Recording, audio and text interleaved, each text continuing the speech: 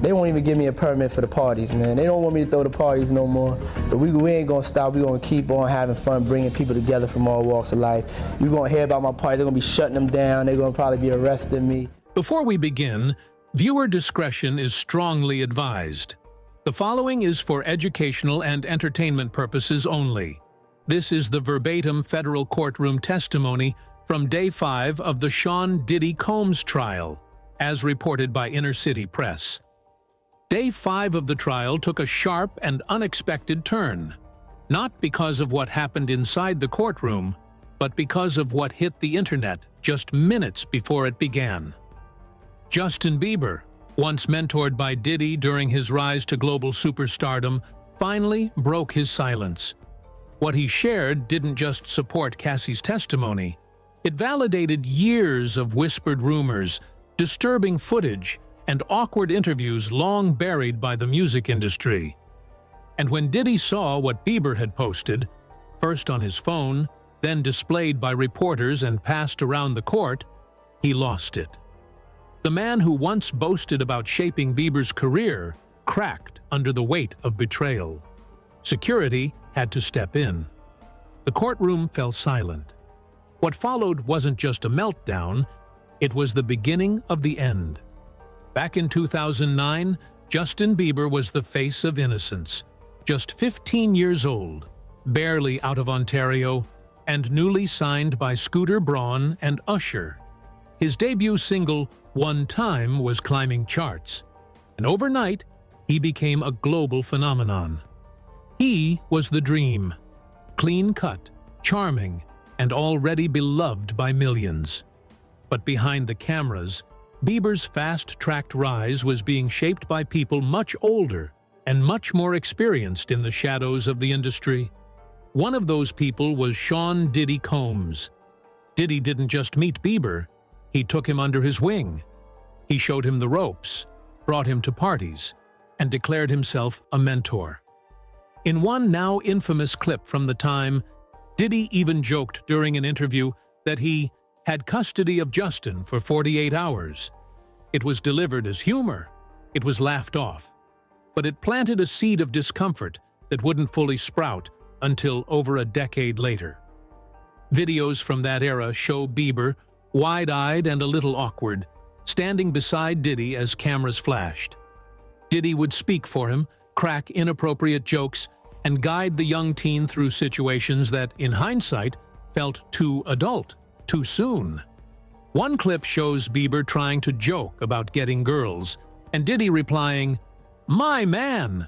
A moment that seemed playful then, but is now viewed under a much darker lens.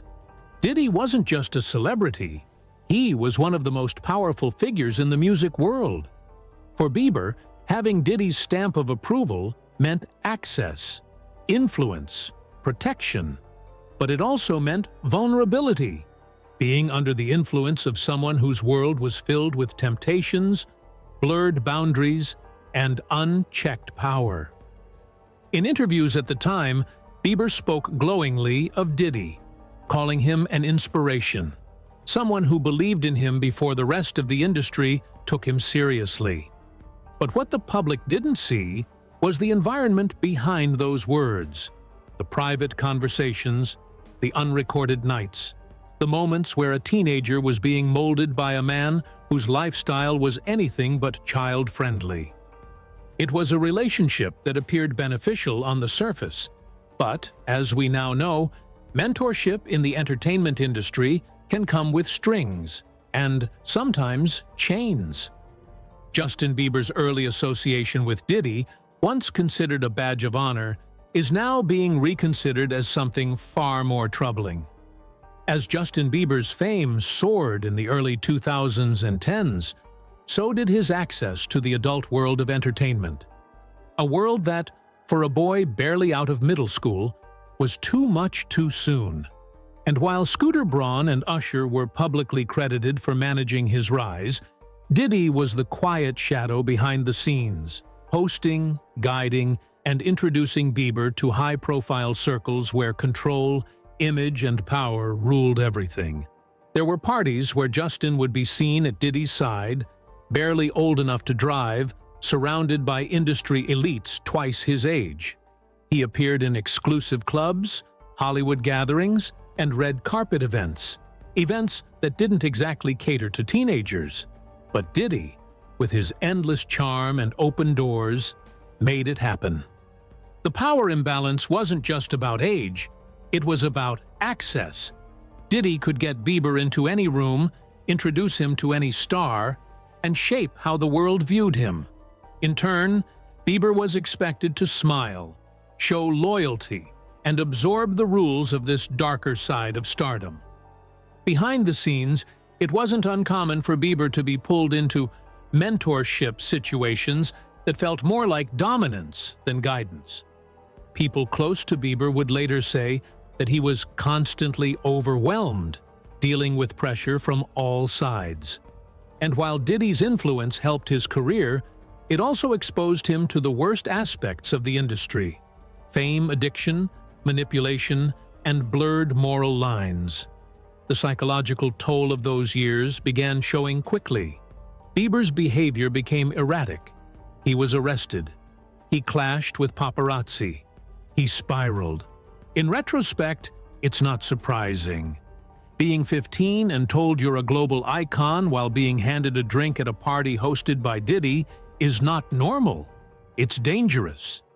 The entertainment world failed Bieber by treating him like an adult before he had a chance to become one.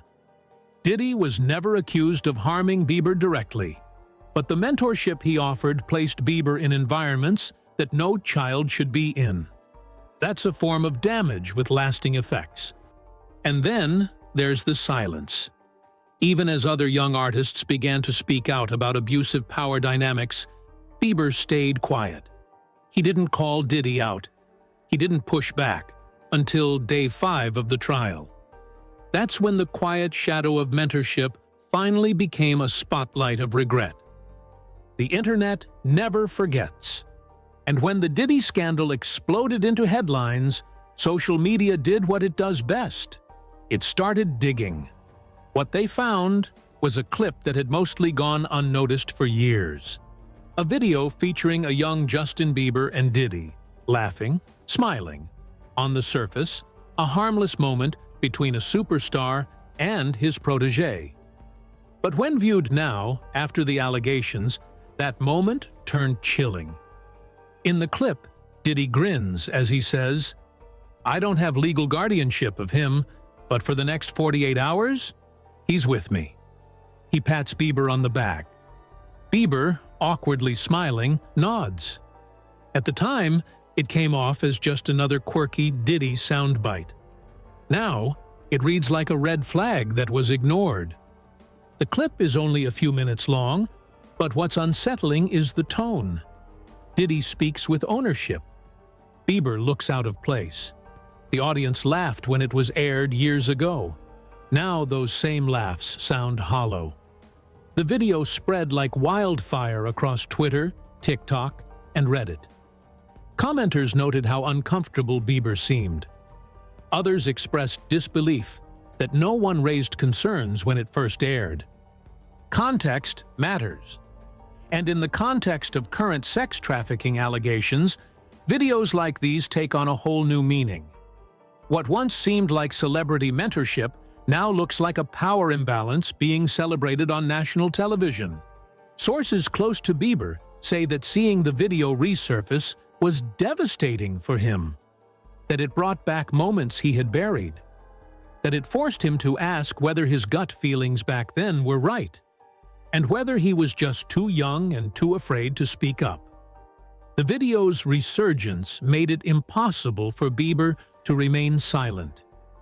He began drafting a statement, quietly, carefully. It wasn't just about Cassie anymore. It was about the image he once had of a man who shaped his life, and the painful truth that the man he once looked up to may have never deserved that trust. And when Bieber finally posted, the world and Diddy was watching. By his mid-20s, Justin Bieber had lived through the rise, the crash, and the slow rebuild that few child stars survive. The boy once mentored by moguls like Diddy was no longer the wide-eyed kid on red carpets. He had become a man, and more importantly, a man who was learning how deeply his past had shaped him. Between 2014 and 2016, Bieber's life became defined by public breakdowns, vandalism charges, arrests, aggressive paparazzi confrontations, and cancelled appearances. The pressure cooker had exploded. In several interviews years later, Bieber admitted that fame had nearly killed him. "I would have been dead by now if I kept going," he told Zane Lowe. His voice was calm, his eyes weren't. But the turning point didn't come from music. It came from marriage. In 2018, Justin married model Hailey Baldwin. It wasn't just a relationship, it was a rebirth. Through Hailey and his growing Christian faith, Bieber began to strip away the layers of trauma and manipulation from his teen years. He got off drugs. He started therapy. He began to speak, carefully, and never in detail, about how people in the industry had used him when he was vulnerable. Though he didn't mention Diddy by name, the subtext was there. "People told me they loved me, then turned their back on me in a second," he said. He described being 15, surrounded by adults who saw him as an opportunity, not a human being. He started distancing himself from old industry ties. No more clubs, no more late-night appearances.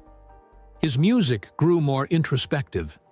Songs like Lonely and Ghost hinted at emotional scars that fans could feel but couldn't name. Slowly, he reclaimed his identity. And yet, some ties remained. In 2023, Bieber collaborated on Diddy's Love album, Off the Grid. To the public, it seemed like a full-circle moment, a mentor and his former protege creating again. But insiders now say Bieber regretted the collaboration almost immediately. Sources close to him claim he wasn't aware of the severity of the allegations Diddy was facing when he agreed to participate. When the lawsuits hit and the raids began, Bieber reportedly went silent. "He shut down," said one associate. "He was angry, hurt, and confused. He didn't know what to believe." That's what made Day 5 so shocking. Because for years, Bieber had stayed quiet. He had kept his distance. But on that morning, minutes before court began, he finally broke that silence. And it changed everything. At exactly 8:12 a.m. on Day 5 of the trial, Justin Bieber posted a message to his 270 million followers that would change the tone of the entire court proceeding. It was only a few sentences long, paired with a black and white photo of him and Cassie from a music event years earlier. But the caption? It cut through the noise like a blade. "Cassie, I see you. I remember what I saw, and I'm sorry I didn't speak up sooner." Within minutes, it was everywhere. News outlets reposted it. Fans flooded the comments. Celebrities reacted, some with silence, some with support. But inside that courtroom, the impact was instant. Diddy, who had walked in with his usual posture of practiced calm, reportedly had his phone pulled from his hand by one of his lawyers after refreshing Instagram multiple times. But it was too late. He'd seen it, and his face said it all. In the post, Bieber went further. He described witnessing Diddy grab Cassie's arm too hard at a 2015 after-party. He said he remembered how Diddy would interrupt Cassie during interviews, answer questions for her, and monitor who she spoke to. Bieber wrote that he had always felt something was off, but that he had been too young, too confused, and too scared to say anything. He wrote, "There were moments when I thought, is this normal? But I was just a kid too. I thought this was how the industry worked." The post ended with a devastating line. "If I had spoken up sooner, maybe she wouldn't have felt so alone." The courtroom staff scrambled to manage the fallout. One legal assistant printed out the post and ran it to the prosecution team. The judge hadn't even entered the room yet when the whispers began. One juror requested water. A courtroom reporter sprinted to call their editor. Lawyers on both sides began whispering behind folders, their eyes wide. But the damage was already done. Bieber's words had done what no prosecutor's cross-examination could. They introduced an outside, credible witness. An A-lister who was once inside Diddy's world and was now publicly affirming Cassie's claims. Security began adjusting positions around Diddy's table. A guard moved closer. The courtroom's atmosphere went from tense to electric. Something was coming. Diddy sat motionless at first, his leg bouncing, his hand gripping the table edge. As the prosecution prepped to bring Cassie back to the stand, Diddy's lawyer tried to redirect his attention, handed him a notepad, pointed to exhibits. None of it worked. He'd already seen the post, and something inside him had shifted. Observers said his breathing became visibly heavier. He ran his hand through his hair, loosened his tie, whispered to his lawyer. Then, without warning, his hand slammed down on the table, knocking over a water glass. It shattered. Gasps filled the courtroom. The judge immediately banged her gavel. "Mr. Combs, control yourself," she warned. But Diddy stood up. "You know this is all lies," he shouted, pointing at Cassie. "You know damn well that's not what happened. And him?" he said, gesturing at the evidence screen. "After everything I did for him?" Security moved in. His lawyer physically tried to pull him back down. Diddy shoved him away. One of the guards unclipped something on his belt. The judge stood up herself. "Remove the jury," she ordered. Cassie never flinched. As the jury was escorted out, Diddy kept yelling, "You're making this up. Loyalty means nothing anymore." And then, the words that froze the room. "I'll make sure he never works in this town again. Neither of them will." He was talking about Bieber, out loud, in court, in front of reporters. That moment shattered everything. Diddy had just threatened a global superstar in open court. His lawyer put his head in his hands. The prosecutor stared at him like she couldn't believe what she'd just heard.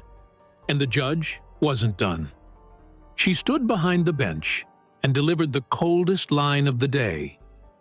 "Mr. Combs, you don't control what happens in this courtroom. One more outburst, and I will have you removed and held in contempt." Security didn't leave his side after that. One guard stationed directly behind him, another posted at the door. Diddy didn't speak again, but he didn't need to, because the image he had spent decades building, mogul, mentor, man in charge, had crumbled in real time. And for the first time, the jury wasn't just looking at a powerful figure being accused. They were looking at a man unraveling in front of them. When the courtroom finally settled after Diddy's outburst, and the jury returned to their seats, the prosecution didn't waste time. They brought Cassie Ventura back to the stand, calm and composed, as if the chaos minutes earlier hadn't even happened. But what she said next would be even more devastating than Diddy's meltdown, because it connected every piece of the puzzle, including Justin Bieber. Cassie took a deep breath and said, "I know people are shocked by what Justin posted, but I wasn't." The courtroom leaned in. She confirmed that during the years she was with Diddy, Bieber was often around.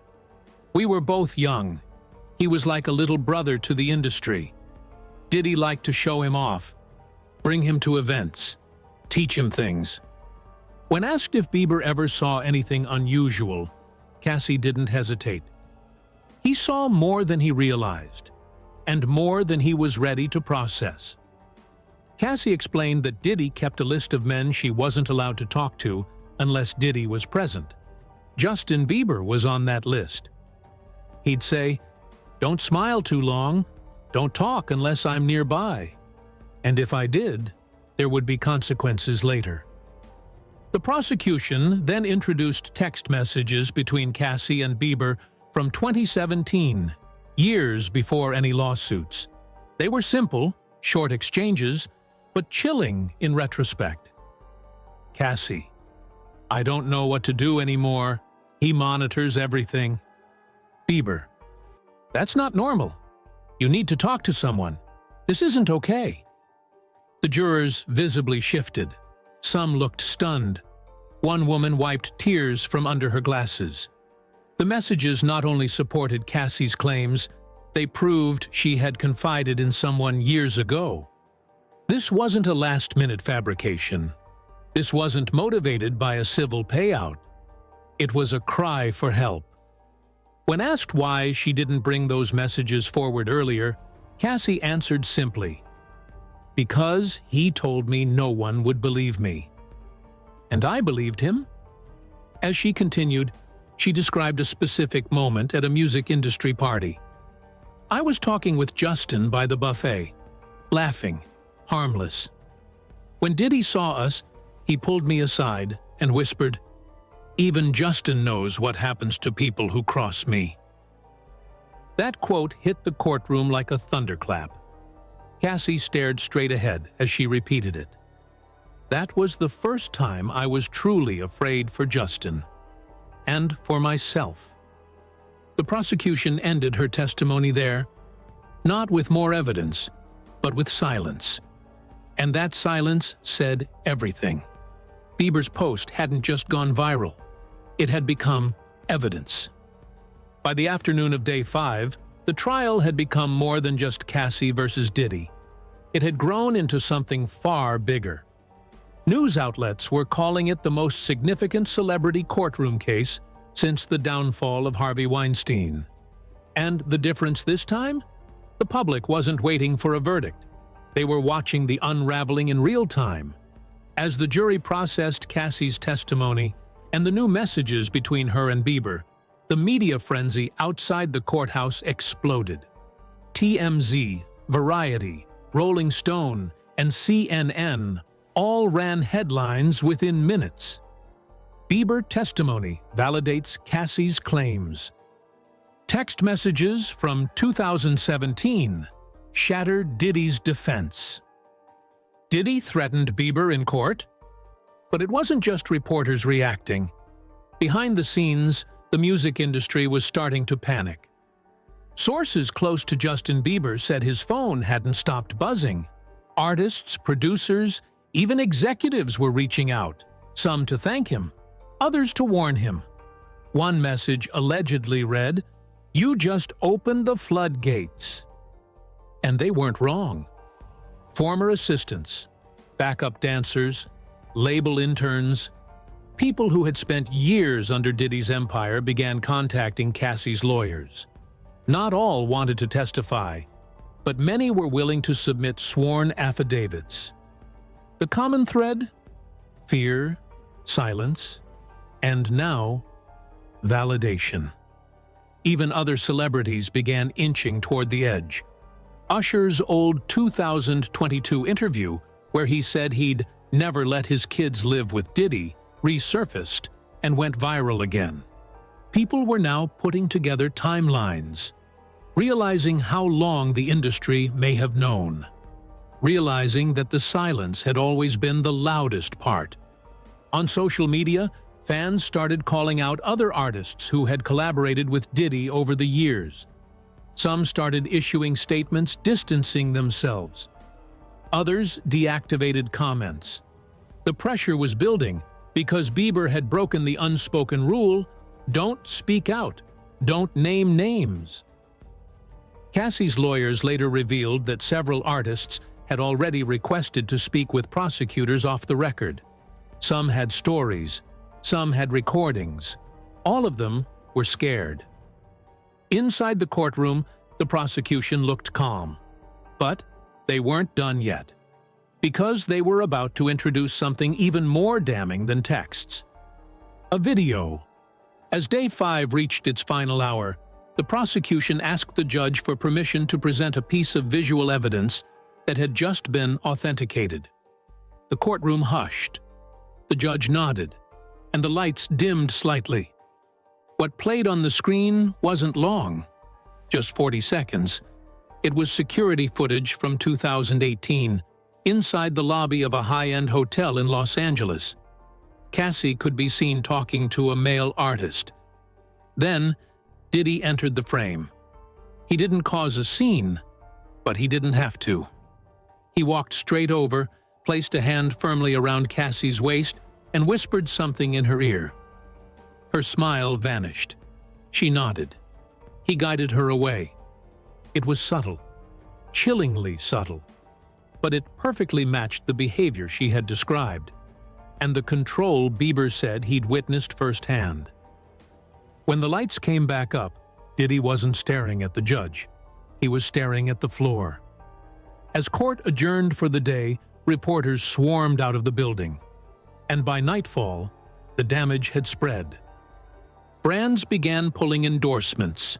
Streaming platforms quietly reviewed whether to remove Diddy's past catalog. Behind closed doors, there were talks of dissolving business partnerships, and more people were coming forward. For Justin Bieber, the day didn't end in victory. It ended in exhaustion. A source close to him said, "He didn't do this to be a hero. He did it because he couldn't stay silent anymore." Bieber had gone through his own hell, and now he'd used his voice to help someone else walk through theirs. For Cassie, it was more than vindication. It was proof that her story mattered. That someone, especially someone the world once idolized, had seen it, believed it, and said something. And for Diddy, it was the beginning of the end. What happens next remains to be seen.